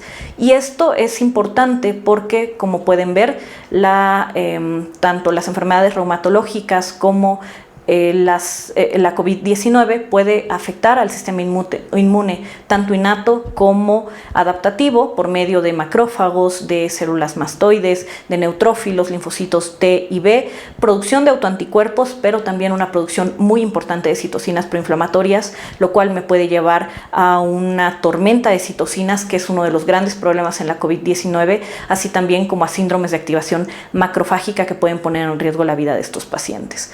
Esto me lleva a daño a diferentes órganos y es el resultado, si ustedes se dan cuenta, hay este mimetismo molecular entre ambas enfermedades, por lo cual, les repito, hay algunos momentos en los que podemos ver similitudes en las fisiopatologías de dichas enfermedades. ¿Qué ha pasado con la COVID-19 en enfermedades autoinmunes sistémicas? Ok, inicialmente, y pensando en que son pacientes inmunosuprimidos, todos los médicos sospechábamos que en las enfermedades reumatológicas íbamos a tener una mayor severidad y una mayor probabilidad de contagio por el SARS-CoV-2. Entonces nos preguntamos si existe un mayor riesgo de infección por SARS-CoV-2 en pacientes con enfermedades reumatológicas. Realmente es incierto.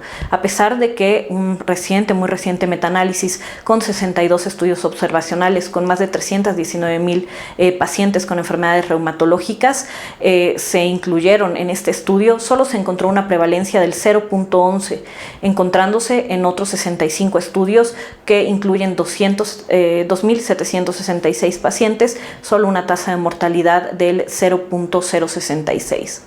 Aunque se han asociado algunos factores propios del tratamiento para las enfermedades reumatológicas, como lo son los glucocorticoides, a un riesgo aumentado de padecer la COVID-19.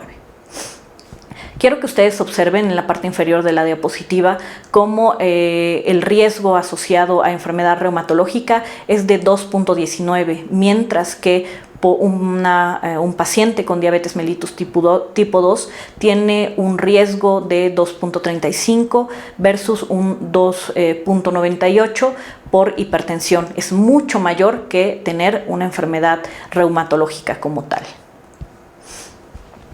También nos habíamos dado cuenta, les repito, por la misma fisiopatología de la COVID-19, podemos manifestar alguna clínica de enfermedad reumatológica durante o posterior a la presentación de la COVID-19.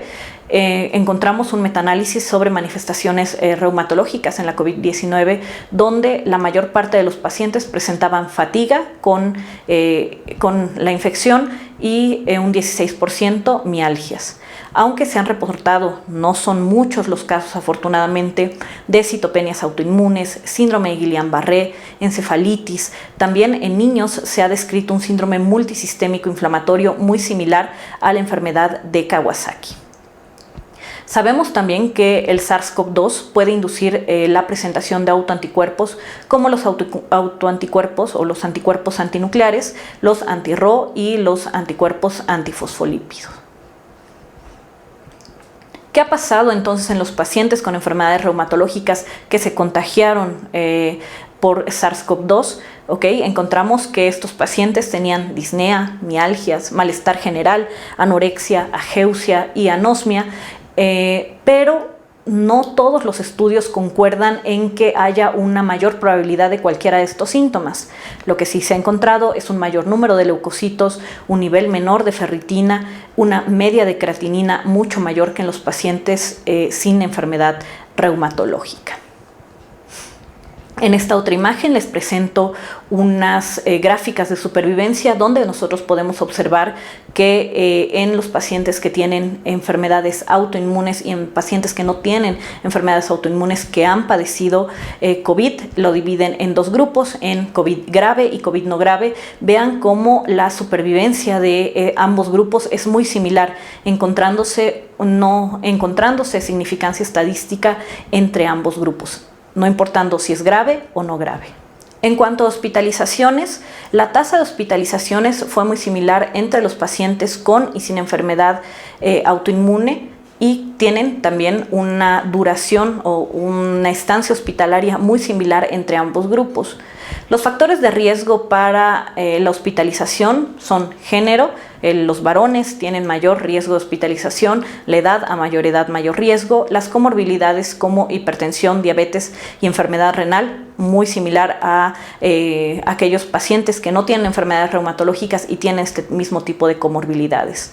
Los pacientes con enfermedades reumatológicas tuvieron una tasa de hospitalización del 0.33. También hay factores que nos disminuyen el riesgo de hospitalización en pacientes con enfermedades reumatológicas sistémicas, aquellos pacientes que están recibiendo solo un fármaco, predominantemente anti-TNF, mientras que los glucocorticoides se han asociado en mayor riesgo de hospitalización y a mayor dosis mayores de 10 miligramos o su equivalente, tienen un aumento en el riesgo. En cuanto al paso de estos pacientes hospitalizados, que entendemos que es un COVID más grave, en su paso a una unidad de cuidados intensivos, podemos observar que solo el 9.8% de estos pacientes requirió una admisión a UCI, lo cual no es mucho mayor que la población en general con enfermedad grave intrahospitalaria. Hasta el momento, ninguno de los estudios ha identificado factores de riesgo específicos para su admisión en la unidad de cuidados intensivos y la tasa de mortalidad entre pacientes que tienen enfermedades reumatológicas y que se encuentran en dichas unidades es del 12%. Aunque va a depender mucho del país que reporte estos casos, ya que, por ejemplo, Alemania tiene un 0% de mortalidad, Italia un 16%, mientras Turquía tiene un 27%. ¿Cuáles son los factores entonces asociados a mortalidad en general? Encontramos que los factores asociados son sexo masculino, edad mayor, comorbilidades como hipertensión arterial sistémica, enfermedades cardiovasculares previas, dislipidemia, enfermedades pulmonares crónicas y obesidad, siendo también un factor de riesgo en población en general. Ya propiamente hablando de las enfermedades reumatológicas, el tener una actividad de la enfermedad con actividad moderada a alta nos confiere mucho mayor riesgo de mortalidad. También en aquellos pacientes que están utilizando glucocorticoides, y aquí algo diferente es la sulfasalacina como tratamiento inmunosupresor. La combinación de inmunosupresores y el uso de rituximab también se ha asociado a mortalidad. Ya que llevamos al menos 2 años en esta pandemia, existen ya colegios los cuales han dado sus posiciones y más que nada sus recomendaciones para el tratamiento de los pacientes con enfermedades reumatológicas, como el Colegio Americano de Reumatología, el cual crea unas guías para el tratamiento de dichas enfermedades durante la COVID-19. Dentro de ellos nos hace varios puntos, los cuales son muy importantes. Tienen las mismas indicaciones de prevención que la población en general, como por ejemplo el uso correcto de cubrebocas, el lavado de manos frecuentes o uso de sanitizantes en las manos y el distanciamiento social. El tratamiento y el manejo durante la pandemia de pacientes que tienen enfermedades reumatológicas debe de ser siempre multidisciplinario y además se deben siempre de cuidar todos los factores metabólicos que puedan llegar a tener este tipo de pacientes. Cuidar la glicemia, cuidar dislipidemias, pero también cuidar la hipertensión arterial sistémica. Al inicio de la pandemia se sugirió el retiro de los IECA y ARA2 por el tipo de mecanismo de acción. Ahora sabemos que deben de continuar estos medicamentos a las dosis habituales y en caso de requerirse, iniciarse en el momento que sea. También habían muchísimas especulaciones alrededor del uso de AINES. Se sospechaba que tenía un peor resultado o un peor pronóstico aquellos pacientes que usaban AINES y que estaban infectados por SARS-CoV-2. Realmente no tenemos indicativos en los cuales deba de retirarse el medicamento en todos los pacientes, y será retirado y se recomienda solo retirar cuando hay una COVID-19 grave con una afección renal, cardíaca o gastrointestinal, esto obviamente por los mecanismos en los cuales actúa los AINES. Otra recomendación que se hacía anteriormente era cambiar a paracetamol, pero no hemos visto que el uso de AINES o paracetamol tenga algún beneficio sobre otro en este tipo de pacientes, aunque debemos de cuidar con el uso de paracetamol también la hepatotoxicidad. Los glucocorticoides también son un medicamento que se han utilizado desde el inicio de la pandemia no solo en pacientes con enfermedades reumatológicas, sino también en pacientes o en personas sanas que cursaron con COVID-19. Los datos son realmente, tenemos mucha evidencia contradictoria, los datos son muy limitados, los que sugieren un beneficio de los glucocorticoides en COVID no severo. En aquellas enfermedades severas hemos encontrado que en fases avanzadas o cuando se tienen tormenta de citocinas puede ser o es muy beneficioso. No se ha encontrado, pensando en otro tipo de ya infecciones severas que hemos tenido a nivel mundial, no hemos encontrado un beneficio contra otras infecciones virales como la influenza, el MERS o la reactivación en el herpes zóster, que es desafortunadamente siempre está latente en el uso de los glucocorticoides, así como el aumento en el riesgo de infecciones bacterianas más que nada oportunistas. No se necesita hacer cambios en las dosis, solo que esté indicado por la propia enfermedad de base, y nunca se debe de retirar de una manera rápida este tipo de medicamentos. Siempre deberá de ser paulatino y dependiendo de la razón por la cual se iniciaron y también dependiendo de la enfermedad que estamos tratando. Para el uso de fármacos sintéticos convencionales como antimaláricos, leflunomida, metrotexate y sulfasalacina, se recomienda que se continúen con dichos medicamentos en ausencia de infección por COVID-19. Se pueden iniciar fármacos no importando que sean pacientes naive a tratamiento, que no hayan recibido ningún tratamiento, o se puede cambiar de mecanismo de acción sin ningún problema cuando estos pacientes no tengan sospecha de una infección por SARS-CoV-2.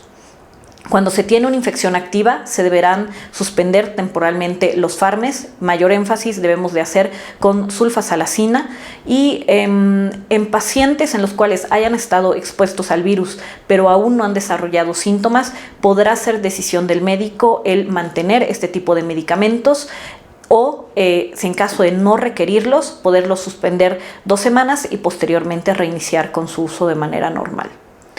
En caso de inflamación articular, se recomienda que no se utilicen los antimaláricos, no porque no sean buenos medicamentos o que estén contraindicados, ni mucho menos. Tiene que ver con el abasto de dichos medicamentos. Durante el inicio de la pandemia hubo mucho desabasto en pacientes que requerían necesariamente este tipo de medicamentos. Hay una muy fuerte recomendación para continuar el tratamiento con antimaláricos en pacientes principalmente con lupus y pacientes también embarazadas, en las cuales el administrar este tipo de medicamentos pudiera aumentar la supervivencia materno-fetal. En cuanto al uso de fármacos modificadores de la enfermedad, pero ahora biológicos, otro tipo de inmunosupresores e inhibidores tipo JAK, se ha asociado los inhibidores JAK al riesgo de infecciones porque va a disminuir la respuesta inmune innata, aunque el Task Force recomienda continuar con todos los inmunosupresores, no importando que sea tacrolimus, ciclosporina, micofenolato o azatioprina, así como biológicos inhibidores de JAK en pacientes que tienen enfermedades reumatológicas que están estables, que no tienen COVID y que no tienen factores de riesgo cercanos para la exposición a el SARS-CoV-2. Podemos realizar cualquier tipo de cambio entre los biológicos, entre inmunosupresores, cuando hay falla a un primer tratamiento, pero se debe de valorar realmente por qué se desea hacer el cambio. No es necesario hacer un cambio que no está previsto. A pesar de que anteriormente se comentaba que los inhibidores de la JAK se debían de retirar o que se debían de iniciar con mucha precaución, existen estudios que se encuentran aún en desarrollo, en los cuales hay datos que sugieren que estos fármacos podrían mitigar el impacto de la COVID grave, por lo cual pudieran ser muy seguros también en el manejo en pacientes que lo requieren de enfermedades reumatológicas. En cuanto a los fármacos biológicos, los otros fármacos biológicos, los inmunosupresores y los inhibidores de la JAK, dentro de ellos el micofenolato de mofetilo ya teníamos experiencia con ellos, con este medicamento en la supervivencia de pacientes que cursaron con MERS-CoV, y también encontramos que la ciclosporina inhibe la replicación del coronavirus, por lo cual pueden ser utilizados de manera segura durante esta pandemia. El baricitinib interfiere con la endocitosis y podría dañar la entrada del SARS-CoV-2, por lo cual, como comentamos anteriormente, pudieran ser utilizados durante la pandemia. Existe un estudio no controlado de 21 pacientes con COVID-19 que se ha utilizado tocilizumab, el cual es un antiinterleucina 6 y se ha asociado a una mejoría clínica significativa en enfermedad grave. Por lo cual se recomienda la suspensión de los biológicos, excepto los antiinterleucina 6 y JAK. ¿Qué pasa después de que un paciente ha cursado con una enfermedad o ha cursado con la COVID-19? Estas guías americanas no sugieren el uso de pruebas virales de rutina por PCR o anticuerpos contra SARS-CoV-2 como guía para inicio del tratamiento de base o anterior a la infección, porque ya retrasaría de forma innecesaria el tratamiento y probablemente favorecería a una recaída de la enfermedad de base, una enfermedad reumatológica. En casos graves o en formas graves de COVID-19, la duración de síntomas es mucho más prolongada y el inicio de tratamiento siempre deberá de individualizarse en cada caso, dependiendo de la severidad también de los síntomas. Y la segunda parte, y de las más importantes, es la actividad y el tipo de actividad que tiene la enfermedad reumatológica. En cuanto a la vacunación, por COVID-19 y las enfermedades reumatológicas, sabemos que existen diversas vacunas disponibles tanto en México como en el mundo. Son eficaces todas ellas contra la COVID-19 y tienen diferentes mecanismos de acción. Desafortunadamente, la eficacia específica en los pacientes con enfermedades reumatológicas no es clara, dado que los pacientes con enfermedades reumatológicas son excluidos de los ensayos clínicos. El Colegio Americano de Reumatología ha emitido recomendaciones basadas en la evidencia sobre eficacia y seguridad de las vacunas en pacientes con enfermedades reumatológicas. Ustedes pueden observar cómo hacen o cómo crean las guías para la vacunación en dichos pacientes. Estas guías se basan en múltiples estudios. En esta imagen les presento un estudio de cohorte que se realizó en Países Bajos que tenía como objetivo investigar el efecto de los inmunosupresores en el desarrollo de anticuerpos después de la vacunación con COVID. Se analizaron las tasas de conversión y los títulos de anticuerpos IgG contra la proteína Spike en 632 pacientes con enfermedades reumatológicas, de los cuales 41% eran artritis reumatoide. Encontramos que en la primera dosis el 49% de estos pacientes llegaron a seroconversión, mientras que el 73% de controles sanos alcanzaron la seroconversión, y algunos de estos pacientes con enfermedades reumatológicas estaban consumiendo metrotexate o se les había aplicado rituximab. Pero es muy importante el ver que con la segunda dosis la seroconversión excedió el 80% en ambos grupos, tanto los con enfermedades reumatológicas con cualquiera de sus variedades, así como en los pacientes sin enfermedades reumatológicas. Entonces, la principal conclusión de este estudio es que la seroconversión posterior a la primera dosis se va a retrasar, pero con el uso de la segunda dosis de vacuna mejora mucho la inmunidad humoral en pacientes aún con la toma de fármacos inmunosupresores, lo cual concluye que se debe de evitar siempre el retraso de la aplicación de la segunda dosis de refuerzo en pacientes con enfermedades reumatológicas y aún en el uso de inmunosupresores. En otro estudio realizado por Jenna y colaboradores, un metaanálisis, reportan que la seroconversión es del 69% con la primera aplicación o la aplicación de la primera vacuna, encontrándose para todos los estudios que existe una seroconversión. Podemos observar que ahora con una segunda dosis, a pesar de uso de inmunosupresores, todos los pacientes alcanzaron una seroconversión hasta el 87%, siendo los pacientes con el uso de rituximab los que menos alcanzaron la seroconversión. Recordando que el rituximab es un anti-CD20, que es un marcador de superficie de un linfocito B maduro que nos va a favorecer la producción de anticuerpos. Podemos observar ahora en esta gráfica que se divide esta seroconversión dependiendo de la enfermedad reumatológica. Pueden ver que en artritis reumatoide, que tenemos a los pacientes con lupus, vasculitis, enfermedad inflamatoria intestinal y las espondiloartropatías, todos llegaron a seroconversión, siendo los pacientes con artritis reumatoide y con vasculitis los que tuvieron una menor proporción de seroconversión comparados con el resto de las enfermedades. Por lo cual, si ustedes se dan cuenta, hacen las recomendaciones. Lo primero es que los pacientes con enfermedades reumatológicas se les debe de priorizar la aplicación de las vacunas, que no se debe retrasar la aplicación de las mismas y solo que se cuente con algún tipo de antecedente de anafilaxia por una vacuna estará contraindicado la aplicación de la misma, pero no contamos con ninguna otra contraindicación para la aplicación de ellas. En cuanto al uso de medicamentos e inmunosupresor, han escuchado en muchos lugares que se habla del retiro, cambio o disminución de medicamentos antes, durante y posterior a la vacunación.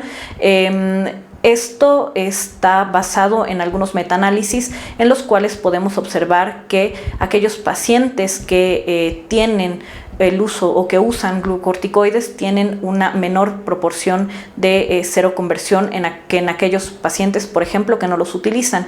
En esta imagen lo que podemos observar es que el total de seroconversión fue del 78% con el uso de corticoides, mientras que con antimaláricos fue del 89%.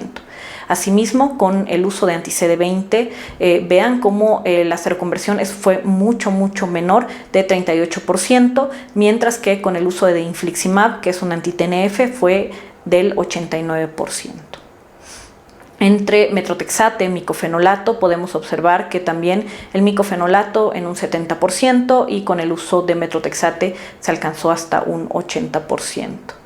El uso de otros medicamentos como las moléculas pequeñas o inhibidores de JAK, así como los anti-TNF, ustedes pueden observar que tuvieron una buena seroconversión, 84 y 93% respectivamente. ¿Qué pasa después de la vacunación?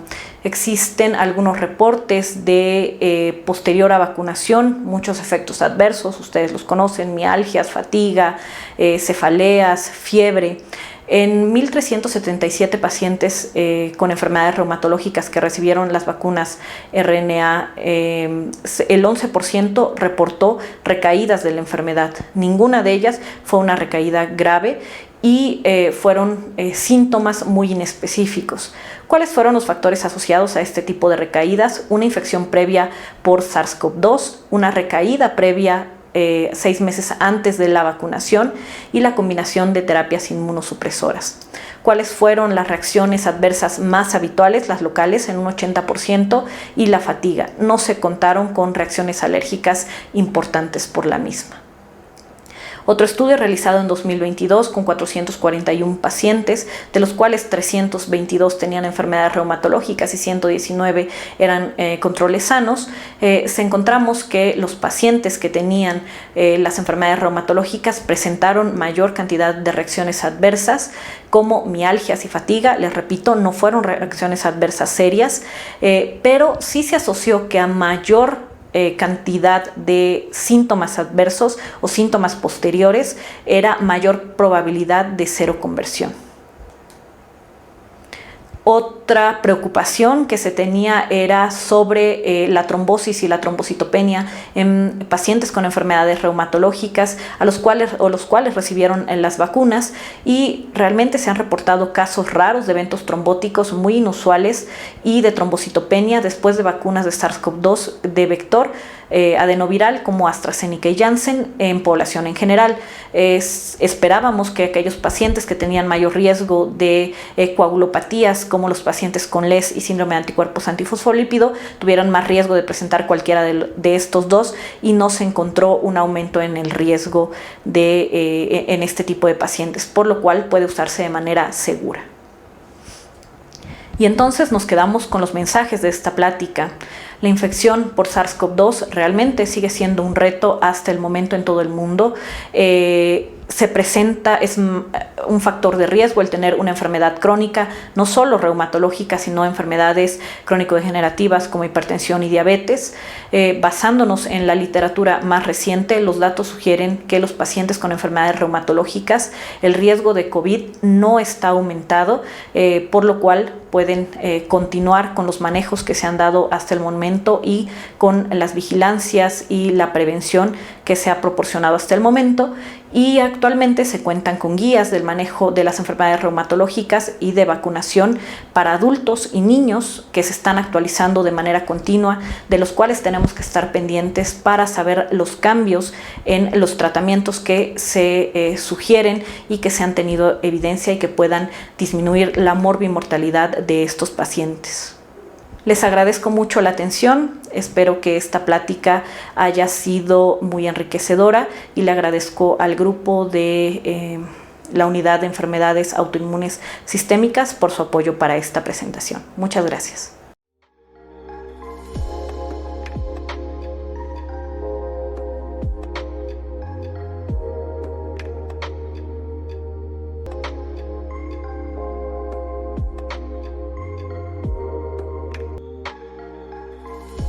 Somos Mupec. Crece con nosotros.